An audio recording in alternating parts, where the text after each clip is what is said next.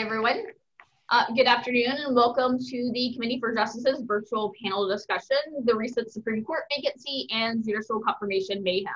I'm your host, Ashley Baker, and I'm the Director of Public Policy at the Committee for Justice. I will now introduce our panelists in the order in which they will be speaking.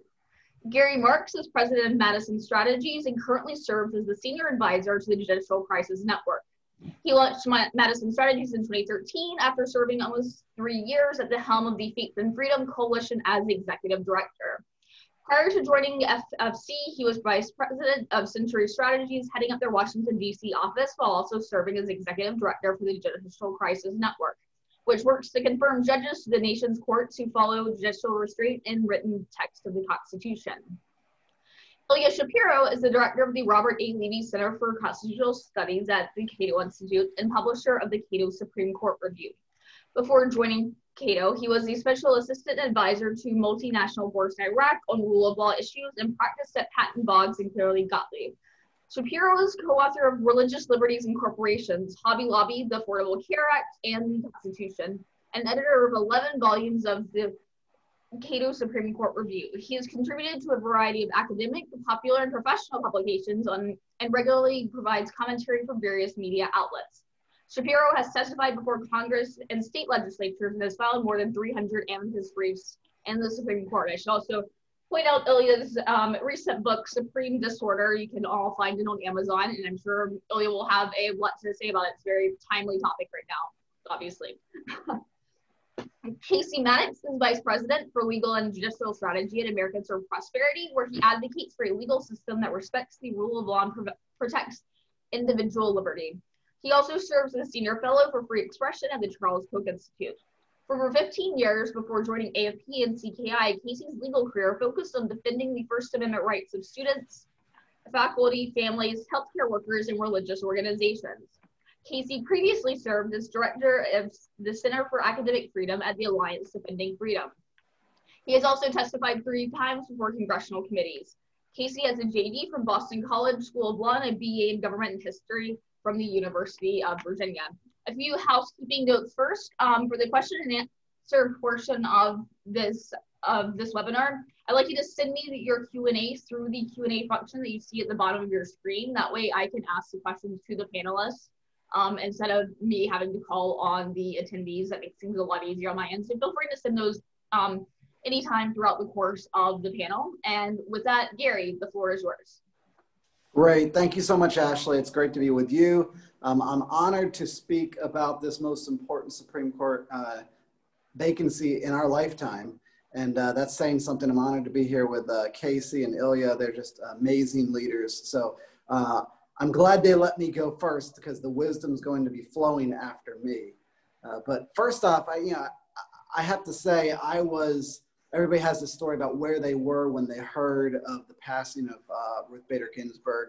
She's a trailblazer, an amazing woman, a fighter. There's a lot that we need to recognize her for. But I was sitting at a high school football game. I have 2 daughters in high school at the time. And when this broke, it just, hit me like a ton of bricks. And I was hit with the timing of all this too. And we're now facing this vacancy that has to be filled. And time is something that I think a lot about. I am a fan of the movie director Christopher Nolan. And if you know, he has a lot of movies that focus on time: Inception, Dunkirk, Tenet, which is out in the theaters now. And that sense of time is so real. And a lot of the questions around the Supreme Court nomination are, is there enough time to fill this nomination prior to an election, prior to an inauguration? All those questions were swirling. And, my organization, Judicial Crisis Network, we are tackling that right now. For those that are in the Washington media market, you may be seeing some of those ads that are tackling the idea of precedent and following precedent. And that ad talks a lot about the number of days that it has taken to confirm justices historically. And if you go back and look, we know that Sandra Day O'Connor, her nomination took 33 days total. And Ruth Bader Ginsburg herself took 42 days total. And even John Paul Stevens, his only took 19 days. So absolutely, we have precedent for a nomination to be dealt with quickly. It is absolutely part of the traditional precedent of the Supreme Court process and the Senate to be able to do this in this amount of time, even prior to the election. So I would expect that our Senate would continue to move with all due speed and agility. If you look at Senator Graham, Chairman Graham, his comments on this, I think that we would be reasonable to assume that he would probably hold hearings in the middle of the month, and then there would be the proper burns of the hold, final committee vote, and cloture vote, and final vote on the floor, probably by the end of October. So that's the timing that I think we see starting to lay out, and once you get past that, you start to see what's unfolded in just these past couple of days is the beginnings of some attacks on the various nominees that are being considered. So we have 3 potential nominees, and I'm going to let some of the other panelists delve into their backgrounds and their jurisprudence and philosophy a little bit. But you know, for those that are on, we're looking at the likely top 3 finalists as Amy Coney Barrett from the 7th Circuit, Barbara Lagoa from the 11th Circuit, and of course, Allison Jones Rushing from the 4th Circuit.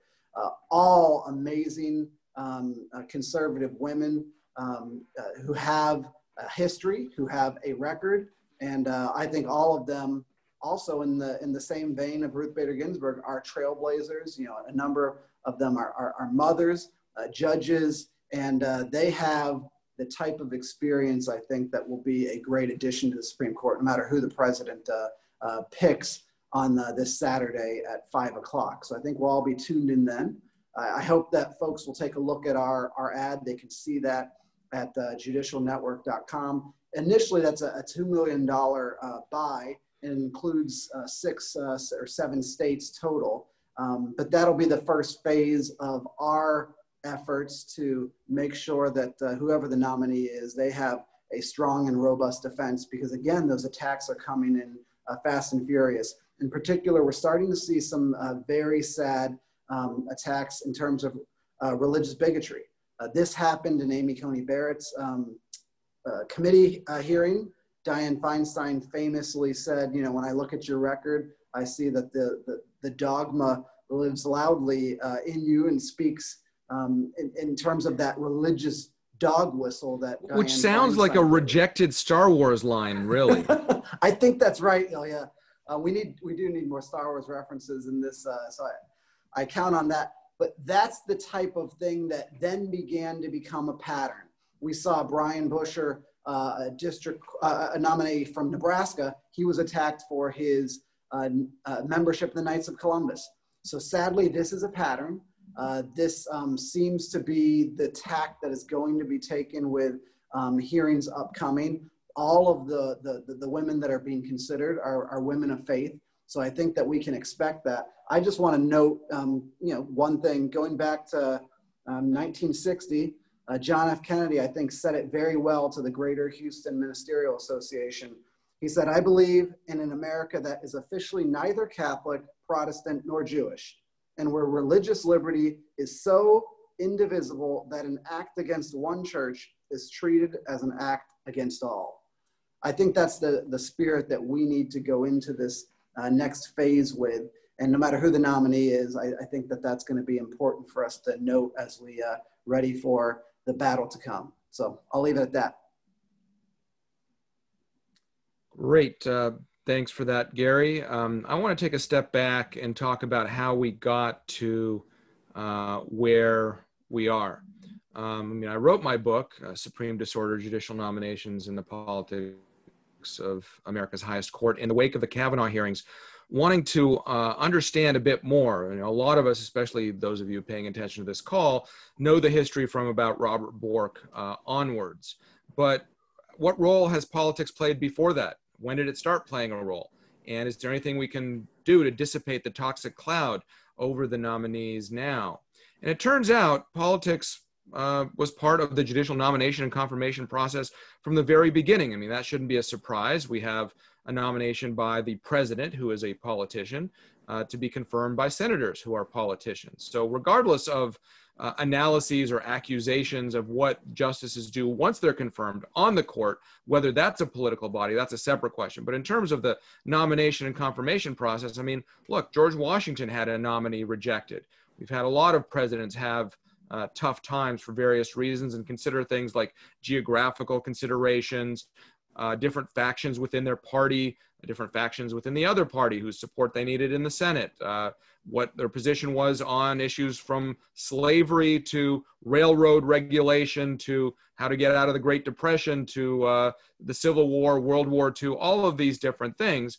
And until we've gotten to the modern day, it's relatively recent that judicial philosophy is what is being fought over. And the reason we have these cataclysmic fights whenever there is a vacancy is the confluence of several trends. So first, we have the centralization of power in Washington, taking it up from the states, giving it to the federal government. Within Washington, within the federal government, a skew away from Congress towards the executive branch and administrative agencies. So it's not our elected representatives that are hashing out these disputes in policy views or culture clashes or what have you, but it's pushed more and more to the bureaucracy, which of course can't be unelected, it can only be sued. And so more and more of these big fights end up in the courts. And at the same time, we have a divergence of judicial philosophy, interpretive theory, that maps onto partisan preference at a time where the parties are more ideologically sorted than they've been since at least the Civil War, if not ever. So of course, when there's a vacancy, the battle over it is going to be fraught. And look, it's pretty much politics all the way down in these things. Do you have the vote?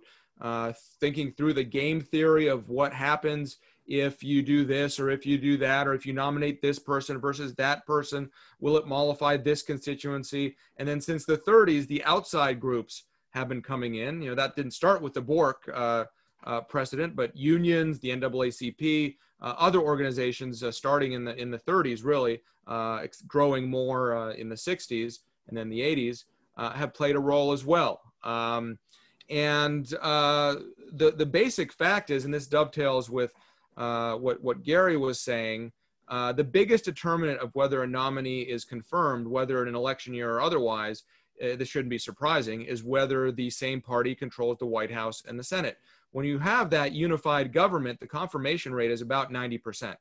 When you have it split, the confirmation rate is just under 60%. And that gap is even bigger in presidential election years. So, you know, just going by the history, you would expect, knowing nothing else about the political moment or who the candidates are in 2016, with a president who's a Democrat, the Senate controlled by Republicans, you would expect the nominee not to be confirmed, whether that's acted upon or not acted upon, whether it's acted upon and rejected. And by the way, that Garland was certainly not the first time that a nominee was not acted upon. We have 10 or 12 of those. There's, in the early days, they had this euphemism in the Senate called postponed indefinitely. You know, that's an interesting part of the rule book, right? So anyway, you would expect, knowing nothing else, not knowing who the president is, what the issues are, who the nominee is, that would not go through. And similarly this year, again, not knowing, you know, who's any particulars, you would expect the nominee to go through. In a presidential election year, as I said, the gap is much more narrowed. When it's unified, 17 of 19 times the nominee has been confirmed. When it's divided, only 1 out of 10 times. So, you know, the battle is what it is. And of course, we can talk about whether the Democrats would retaliate with court packing if there's a confirmation, the history of court packing, or we can talk about possible reforms. If anyone's interested in term limits, Steve Calabresi had an interesting op-ed in the New York Times yesterday about term limits. I had one in the Atlantic based on my chapter on term limits in my book. That's probably the reform proposal that has the most merit, but note, only in terms of a confidence building measure, would not affect the power dynamic I described, the ideological balance of the court, or anything else. So I think I'll leave it there, and I'm happy to talk about either the specifics of the current battle, historical context, whatever people might be interested in. Thanks. And my book, again, is Supreme Disorder, Judicial Nominations and the Politics of America's Highest Court. If you go to supremedisorder.com, not only can you buy my book, but you can download a 20-page PDF of statistics and historical nuggets, so you can really nerd down on that if that's your pleasure. Thanks.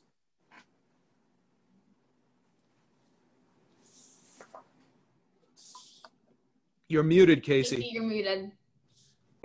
Or should I call you Saturday Night Live Weekend Update with that background? Yeah. Right. You pulled It had to happen. Sotomayor.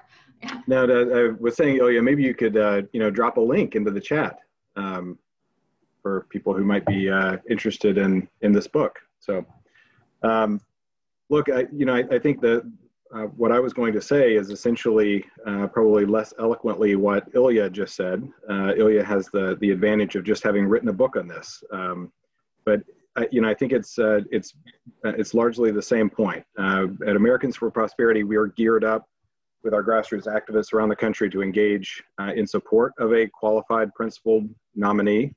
That begins with the identity of the nominee, and so we are looking at who exactly the nominee is going to be, and making sure that it's someone that we think is what we would describe as a constitutionalist, which is essentially another way of saying someone who doesn't make law, understands what the role of the judge is supposed to be, as Ilya points out, this sort of diversion from what the constitutional design is supposed to be, where the court is supposed to not be the lawmaker. It's supposed to be the place where the judges are fairly interpreting the law and leaving the lawmaking function to the people we elect for that purpose, which is members of Congress. So, I think that's what we're looking at is assessing whether this is the president's nomination will be someone who is both restrained in the way that people often talk about that term, restrained in that they know what their job is not. And so they understand that they're not supposed to be making the law, they're supposed to be applying the law to the specific context in front of them. And at the same time is very engaged where the court, where it is the court's job. And that's particularly in making sure that the other branches stay within their bounds, that they are enforcing the Constitution, and especially where those branches overstep and violate individual rights. And so we're looking at that on both sides, and we'll be assessing the nominee and engaging where we can. Now, what does it look like if we are in that position? Well, much like Gary and JCN, we are prepared to engage in support of a nominee. We have 35 state chapters around the country. Just in the last round with Justice Kavanaugh, we were able to drive roughly 200,000 contacts to senators in just a handful of states, asking them to weigh in and encourage those senators to support now Justice Kavanaugh. And that roughly 200,000 contacts came from outreach to 1 million or more people via phone and digital contacts and in other ways, encouraging people to reach out to their senators. So we will have a robust effort from our grassroots community. This is something that people understand, they get, that the court impacts them. And I think our grassroots understand that ideally the court wouldn't impact them in this way. That really the hoped for end here would be that we aren't all jumping on a Zoom call to talk about the next Supreme Court nomination, because the next Supreme Court nomination is not something that people feel like it's going to impact my life in multiple ways. I think the controversy that we are going to see with this nomination just speaks to exactly the problem that we are facing. That we have an unelected group of judges who increasingly are the people who make the decisions that actually impact what is law and what's not law. And I think that's not the way our system is supposed to work.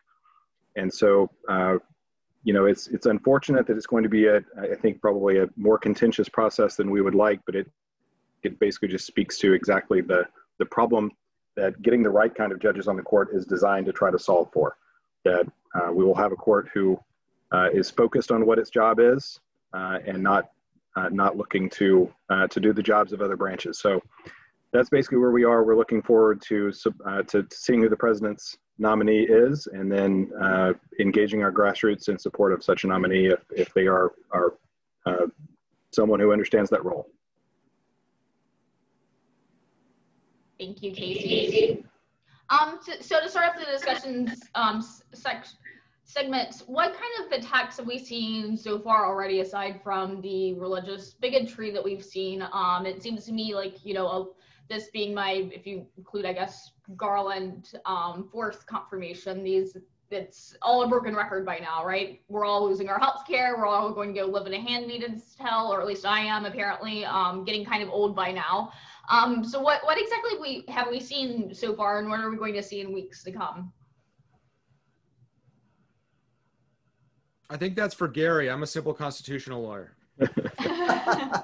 You're just a simple constitutional caveman lawyer. Back to our SNL skit.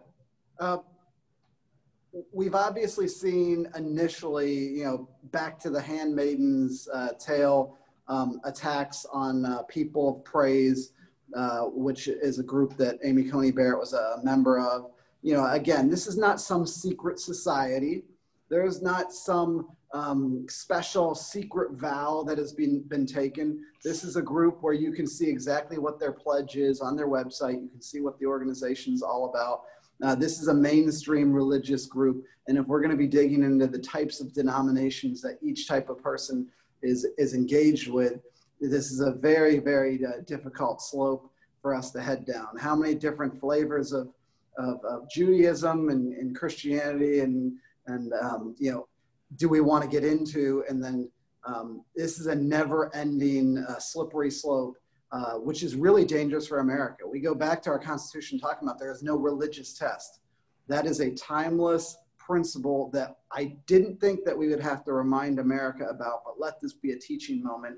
And I'm glad that we're getting some of these attacks out there now, and we're starting to be able to address them. We're starting to be able to educate a media that is all too easily taken in. And we've already seen where Reuters is having to redo their hit pieces on Amy Coney Barrett 4 or 5 times and add disclaimers, and same thing with Newsweek. So this is just par for the course, and it's sad that we're seeing this right out of the box so quickly. I shouldn't have been surprised though. What do you see any sort of obstruction tactics that have already emerged in terms of trying to prolong this process, other than just, the typical claims that there is a Biden rule and we shouldn't be doing it this year? Nancy Pelosi floated this idea of having an impeachment, whether of Trump or Attorney General Barr or someone else, because why is that a stalling tactic? Because if the House passes a bill of impeachment, the Senate has to drop whatever it's doing and handle it. The thing is, if this is indeed a gimmick without any substance to it, then the Senate is fully capable of dismissing that bill of impeachment the same day it gets it, and that's what would happen. So it's not really a big obstacle. But given that Chuck Schumer's hand was forced to push the filibuster against Gorsuch, which forced McConnell to get rid of it, the thermonuclear option, as I call it, after Harry Reid got rid of the lower court filibuster, the nuclear option. The Democrats no longer have the filibuster. They didn't have it for Kavanaugh. They certainly don't have it now. And so there's not really there's nothing they can do procedurally. Dick Durbin admitted as much, and that it's purely a political argument, which, as I said, is fine. I mean, that's what it's basically been historically. I think at the end of the day, too, I mean, and we're going to see this play out and people arguing. It's funny to watch this debate around judicial nominees sort of presume that judicial nominees are the president's prerogative and making the Senate secondary in that process.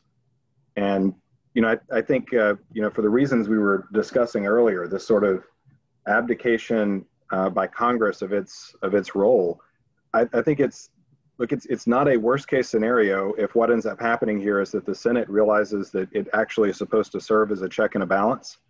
And sometimes that means you reject Supreme Court nominees, and sometimes that means that you confirm Supreme Court nominees and that voters know that when they're selecting a president, they choose someone who will nominate someone for the Supreme Court, and when they're choosing members of the Senate, that they're picking people who will either confirm or reject those nominees. I think all of that is frankly a positive. That the Senate is fulfilling its constitutional duty, and it's making a decision about Supreme Court nominees. So certainly the process is politicized, but as Ilya points out, that's not that surprising, especially at a time when the court itself has become politicized, that the identity of the people on the court would start to, or the process of putting someone on the court would look more political. So I think that the long-term answer here is you depoliticize the court, but you're not going to be able to pretend to depoliticize the court and take all of these arguments that are going to come and all these procedural hurdles that are going to come from a nomination like this until you change what the court does and get it back to its rightful role. We have a question from Q&A that says, one proposed SCOTUS reform mentioned has been a statutory adoption of an increased minimum number of justices required to grant a cert petition to force a majority of the court to agree to take a case. Would legislative action to establish judicial procedure have separation of powers implications? I'll address that. I didn't address. I do have several chapters on proposed reforms. Basically, the way my book's structured, like Gall, it's divided in three parts. The first part is the past, the history. Second part is the modern era, the present, roughly from 1968, and the LBJ attempted appointment, elevation of Abe Fortas through Kavanaugh. And the third part is what have we learned? What can we do in the future? Yeah, I mean, anytime Congress fiddles with the Supreme Court, that's a shift of some kind, whether it's court packing, simple legislation can change the number of justices, whether it's jurisdiction stripping, or whether it's these sorts of procedural things. Now, increasing the minimum number of justices for a cert petition, I'd certainly be against that. I think the court should take more cases, not fewer, but certainly, these kinds of minute, more procedural reforms are worth talking about. If that's something that will help gain the confidence of the people or increase the court's perceived legitimacy, might be worth considering. I agree with that. I mean, I think it's worth considering. My sense is that, and I would need to think about this a little bit more, but my sense is that any change like that should probably come from the court itself to its internal processes, much in the same way that if the Senate is going to change the filibuster rule, that is a Senate decision to make. So there are probably certainly some differences there, but I think it would be, that would be ideally the way you would proceed with a change like that, is for the court itself to think through how it wants to structure its process. And I agree with Ilya that, if anything, right now we need the Supreme Court taking more cases and taking more of these issues on, where sometimes you have lower court decisions that will percolate for decades that need to be resolved, and the court has not taken those issues on. I think ideally you would have I think what is the court's taking basically, I think even the ideal is 80 cases a year, and it's been not necessarily hitting that target recently. So ideally you'd have the court taking on more, not fewer. Why don't we talk a little bit more about court packing proposals? And we see these floated around periodically. We saw them last summer as well.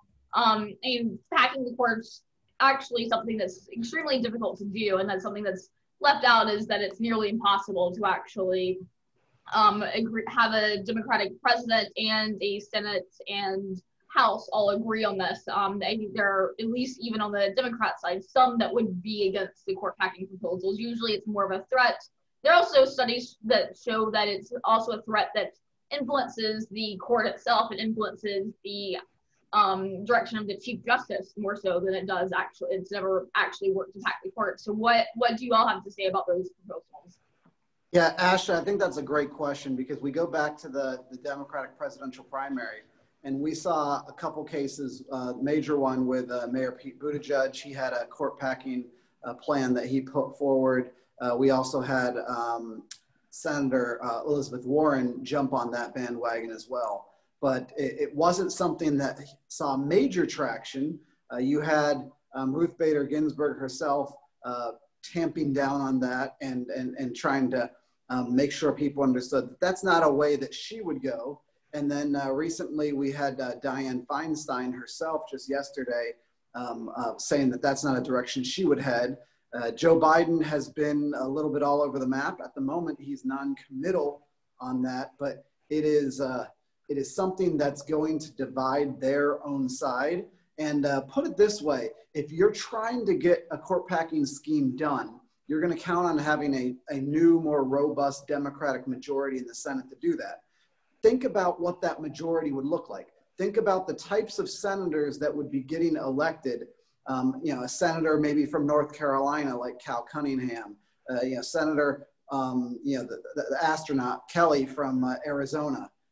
Maybe you have Steve, the governor of Montana, Steve Bullock getting elected in Montana. You think about some of these types of nominees in the states they come from. Are they going to be coming to Washington and then quickly turning around and saying, I understand the mandate from the people is for me to come and pack the courts. That's what people in my red-ish states sent me to do.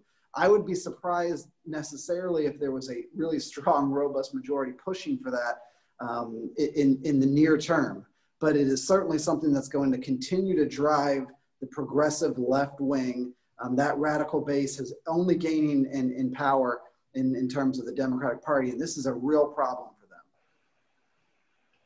Yeah, I think I'll just kind of speak to it philosophically. I think the problem with court packing, it's not the number on the court. There's no necessary magic in the number 9. Certainly not in the Constitution. The problem is that these court packing proposals are basically driven by a desire to change outcomes in cases. And that's exactly the wrong way to be thinking about the Supreme Court. It's exactly the sort of thinking about the Supreme Court that gets us to the moment that we're in, we were talking about before. So the idea of looking at specific legal issues that you want to change and then trying to just sort of, put people in those seats so that they can make those decisions. I think it also would put, any judges nominated for those seats, those expanded seats, in a very difficult position, knowing that the entire point of creating those seats is to try to change the results in specific cases that people don't like. That would be challenging for any judge who respects the rule of law and what the role is supposed to be. If we were designing a constitution or a Supreme Court from scratch, we might want more than 9 members. If you had 19, say, there'd presumably be fewer 10-9 decisions than we have 5-4 currently. Each seat would be less powerful, so maybe that would decrease the fights. But of course, we're not drawing on a blank slate. And historically, every time there's been a change in the number of justices, there have been some political shenanigans involved that have not inured to the benefit of the country, and frankly, not inured to the long-term benefit of the party that promulgated them, whether going back to the John Adams, Thomas Jefferson contretemps, or the addition of a couple of justices for Andrew Jackson that led to Roger Taney issuing Dred Scott, or the failed attempt under FDR, the 1937 court packing, where after FDR had been overwhelmingly reelected in a landslide, winning all but 2 states, the as goes Maine, so goes Vermont election, he was still frustrated that his New Deal programs were being rejected by the court, and so proposed to add 6 justices. That was hugely unpopular. His own vice president ran against it. The Chief Justice, joined by progressive crusader Louis Brandeis, signed a letter against it. And in the midterms, the Democrats lost 80 seats in the House and 8 in the Senate. So, but 3 years later, FDR had packed the court the old-fashioned way by maintaining political power and waiting out the retirements. So, be careful what you wish for, be careful what you do. Court packing generally does not have a positive history associated with it. question. Have any previous Supreme Court confirmation votes been cast along party lines, with senators from each party voting in lockstep? I think that's a pretty easy one. I think we had the recent history of Kavanaugh where it was almost entirely along party lines. Joe Manchin came over and voted in favor. And, you know, on the Republican side, I think we had Murkowski switch over, but end up doing a paired deal with Steve Daines, who was out for his daughter's wedding. So it wasn't much close, couldn't be much closer than that one turned out. That was the most partisan that we've seen. It might be that was the low watermark in how this process unfolds. We'll see if this one is a little bit more, you know, still bipartisan, but a higher number. Maybe you get to 52 on this one, which would be a huge margin. In terms of the closest votes, not all of these are purely on partisan lines because of the way parties align through history, but is there Abe four Fortas? Or five, sorry, what? Is Abe Fortas one of them? No, but what I was about to say is 5 of the 8 closest votes were for justices that are currently on the court. Kavanaugh's is the closest margin by percent, but not by margin. Stanley Matthews in 1881 was confirmed 24-23. Then comes Thomas, a 4-vote margin. Nathan Clifford in 1858, the right before the Civil War, 26-23. I bet that was partisan. I haven't looked. I don't remember offhand, but I bet that was partisan. Anyway, you have a number: Gorsuch, Alito, Kagan, right? 63-37. The margin was 26, but that's only a 63% approval rate, which historically is very, very low. But it's going to be, you know, the norm is going to be even lower than that, I think, going forward. Of course, that's sort of takes into consideration too that until very recently, the president would know that a nominee was going to need to get past the filibuster, and so the president had to find a nominee that. Well, I would dispute that, Casey, because the filibuster really, people didn't think that nominees were really subject to filibuster. Yeah. Sometimes people talk about Abe Fortas in 1968 as being the first filibuster of a Supreme Court nominee, or any judge, a judicial nominee for that matter. But Fortas never actually got a majority of pledged votes. He never even had 50.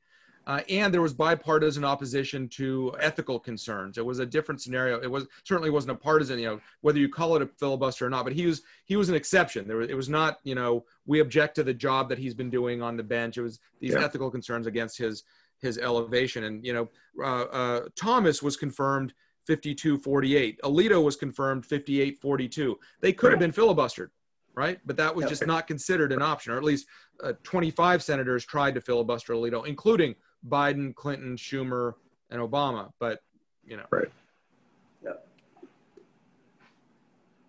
Let's see, I have another question via email over here. Let's see. Assuming President Trump announces a nominee to the Supreme Court by this Saturday, is it better to hold hearings in a floor vote before the election, or would it be better to challenge Biden to identify whom he would nominate and challenge Senator Harris to renounce her attack on the Knights of Columbus and denounce any anti-Catholic comments made in previous Senate Judiciary Committee hearings on judicial nominations? Quite a packed question here. And after discussing this, I'd like to discuss for a minute or two the fact that Biden has refused to put out a list, because that's pretty significant as well. Yeah, I'll tackle the list and let the other guys unpack some of those other parts. We've been pushing that for quite a while, because obviously we saw that transparency is something that the American people appreciate and want from their system of government. And President Trump provided that in 2016 with his own list. And when that happened, it was a crucible moment. It was something that was a game changer, I think, in terms of his own election, his own relationship with the potential electorate. That transparency was tested as something that I think that the American people will want more of in their system. They don't want less transparency. They don't want more hide the ball, more backroom deals, more of that politics of a bygone era. I think it's shocking to me that he's not willing to come before the American people, lay out his list, and say, these are the types of people that I see. He hasn't even been as clear as saying, I want, more judges in the mold of Ruth Bader Ginsburg and, name the names. He said, I'm going to pick a Black woman to be on the Supreme Court, but, he hasn't given us those names.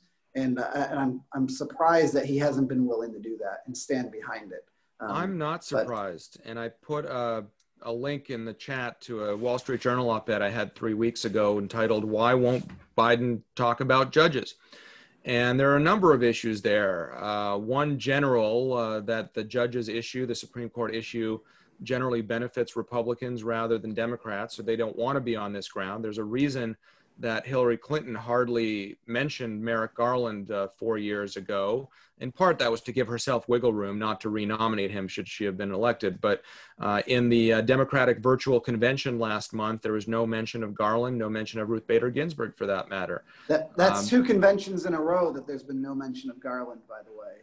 Right. So, I mean, this issue in terms of focus grouping, I mean, political operatives are savvy. They know what kind of messaging they want to put out there. And this talking about originalism and textualism is a winner. However you do it, whatever the proper messaging might be, Gary would know more about that, than the living Constitution. And Biden has mentioned, in addition to Black woman, he's said a living document. He said that in December of last year. And so he's not putting out a list because he knows that would be less popular, and he doesn't want to. That's not the ground he wants to run on. But also, he in particular has a checkered history with this. Of course, he was the chairman of the Judiciary Committee for both the Bork and Thomas hearings. Mm-hmm. For the Thomas hearings, he tried to please everybody and ended up pleasing no one. And then he tried to apologize to Anita Hill last year, and she rejected his apology. And no apology to Justice Thomas has been forthcoming. And also, again, I mentioned he joined the attempt at an Alito filibuster. He was one of the small number of Democrats, only about half of them voted no on John Roberts. And in picking Kamala Harris, someone who's voted against 80% of President Trump's judicial nominees, I mean, it shows, Biden tries to present himself as a kind of an affable, old school politician. But on this issue at least, he's been as sharp elbowed as anyone. I'll just point out that I agree with everything Ilya and Gary just said. I'll just point out that Kanye West has also not provided a list. So, so everyone has something that they're hiding here. Yeah, I'd like to point out a bit about Biden's history too. I mean, he is one of the single, at least, living Americans who are most responsible for the degradation of this entire process. Even going back to the board confirmation hearing, he initially said that he would support him, and then as soon as Senator Kennedy jumps in, he certainly changed his tune on that. And he also was during that confirmation and during subsequent confirmations when he was chair, was very easily influenced by outside liberal activist groups, and we would see no different for him as president. Regarding the list, though, it seems that he's kind of put himself in a bit of a corner, saying that he would nominate a Black woman. I mean, it's a little bit offensive to say that to begin with, to be honest. But now, what is he going to do? Produce a list of Black women who he might nominate? That's not really the way that this should work. And I'm not sure if maybe he just got himself out of that by nominating Harris as vice president, and those blatant trade-offs is the way that's supposed to work. But I don't know what his list would look like. And we saw the demand justice list from, I believe it was last fall, and that was a really radical list. There are a few judges who are pretty radical who were disappointed that they weren't on that list, is how bad it was at the time. Does anyone else have anything to say about the list or about Biden's history as chairman of the committee? I'll just add that I think one of the benefits of the list is frankly just for organizations like us, we're able to get a lot more information about these nominees before before they come out. Right, we have a list of people that are the sort of relatively limited universe. It's now a pretty large limited universe, but we have a list of people that we can try to get familiar with and get an understanding of what is their background, what is their philosophy. And be a lot more prepared so that when a nomination comes, if this is someone that that you should be supporting or not. So, and I think that's helpful for the American people to have that sort of picture in front of them. Who give me the options so that you're not left with, your typical person. When you find out that some judge is nominated, your typical person has no idea who these people are. It's a small universe of us who sort of live in this world where judges are household names, and we know who everyone is. And so, for your average person, being able to have a list and start to get familiar with the kind of people that is on that list, I think it's particularly helpful, especially given the the outsized influence that the Supreme Court has. Yeah, I think that's a great point, Casey. We're trying to move away from the old David Souter stealth nominee model. And we want people with clear records, with a lot of written words and opinions and ideas, and having that list in advance provides that. And it was great to see President Trump update that list just recently. Who knew that it was going to be fortuitous timing? Indeed, two of the names we're talking about in the final three just were part of that update, in Barbara Lagoa of Florida and Allison Jones Rushing of North Carolina. So that was prescient, and provides all of us that roadmap. And I think it provides a lot more confidence. It's never a perfect process. It's never simple and easy. And I feel like President Trump has added, and his team, they've been tremendous in adding to the transparency and the confidence that people can have when he makes this decision on Saturday. Anything else for the Q&A, if anyone could send in any remaining questions they may have? Until then, any quick parting thoughts from the three of you? I'll say something about the list. I mean, this is not that we expect a list every time from every candidate, or that the Republican puts out a list every time and the Democrat doesn't. Trump in 2016, candidate Trump during the primaries, was the first one to ever do this, because it goes against conventional political advice. You don't want to put a target on the back of people that you name, whether for potential cabinet or this or anything. And you don't want to give ammunition to your opponents, dig up anything bad on anybody that you list, and that's going to be attached to the candidate. So the reason that Trump did this was because he had to keep the Republican coalition together, especially once he became the nominee. There were serious questions. This, celebrity real estate developer who had a history of donating to Democrats and pro-choice causes and things like that, who had, joked about appointing his sister and things like that. Who would he really appoint? And so it was a masterstroke of Don McGahn, really, who was the campaign counsel, to suggest this and put it out, and then supplement it with another addition closer to the election. I think Trump wouldn't have won without it. I think Trump definitely wouldn't have won without the Supreme Court vacancy, because, as I said, if you're running directly on the court, that is generally a winning issue for the Republican candidate.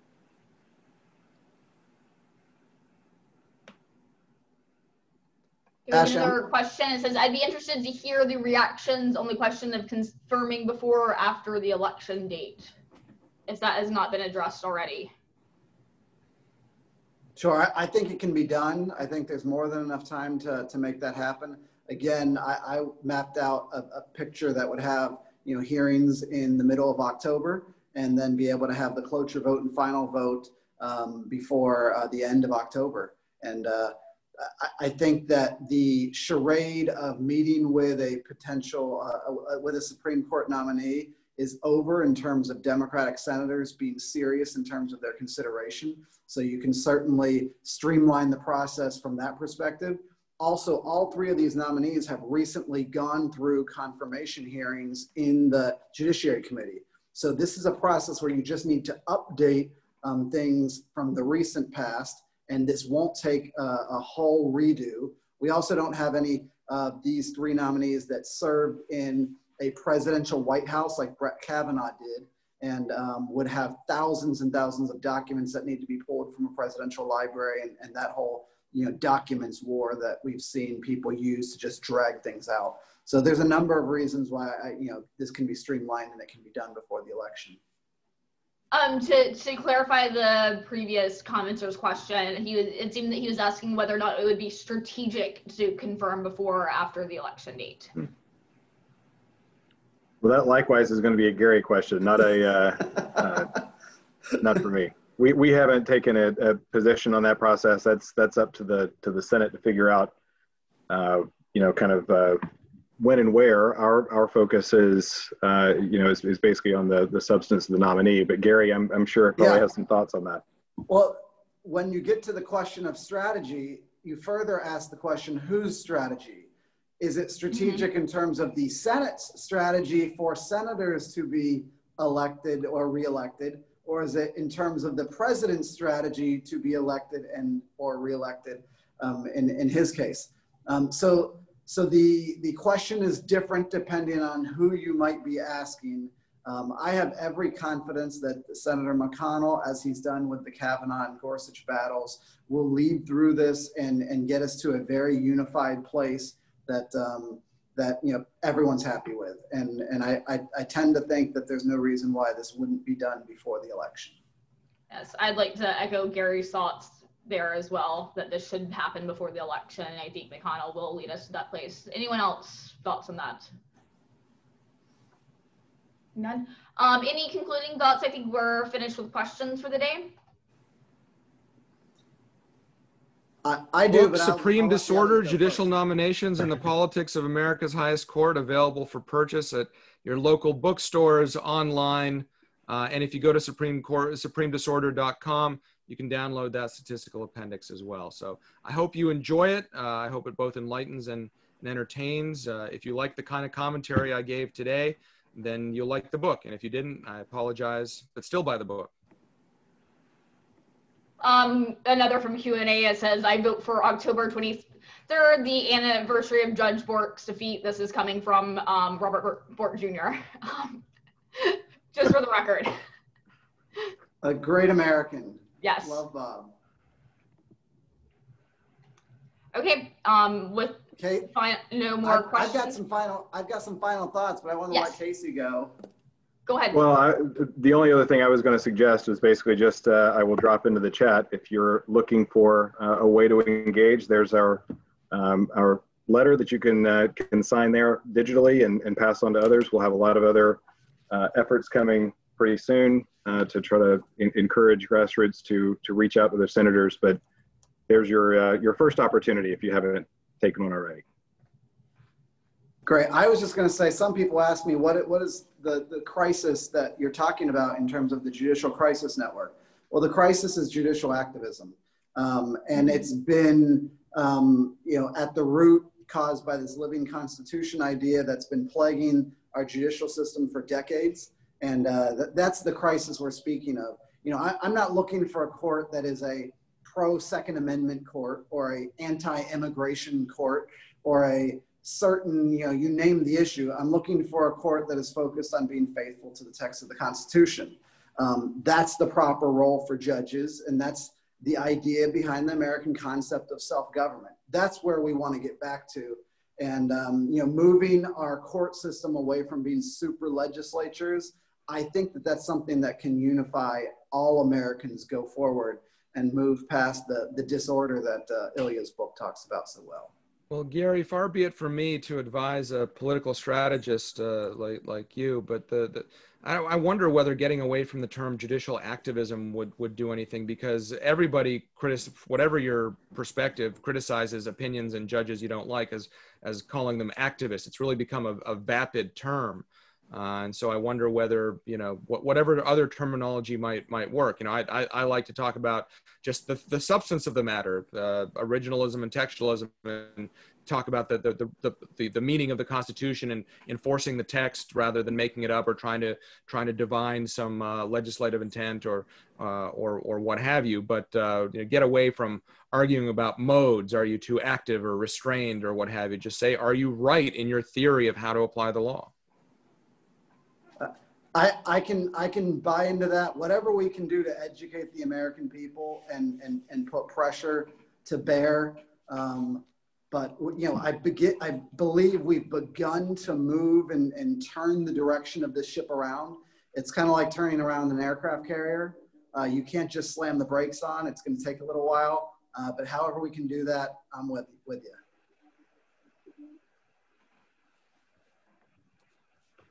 Great. Casey, any concluding thoughts, or are we finished here? Sorry if did I skip over you? No. I'm good to go. No, so you have to go. That's the news, and I'm out of here. Right. Exactly. Right.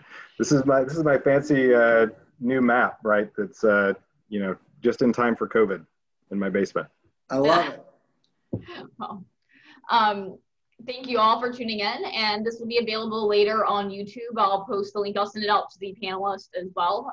And you can find it on the Committee for Justice website or on our YouTube channel. And thank you for tuning in. Thank you, Ashley. It's been great. Thank you.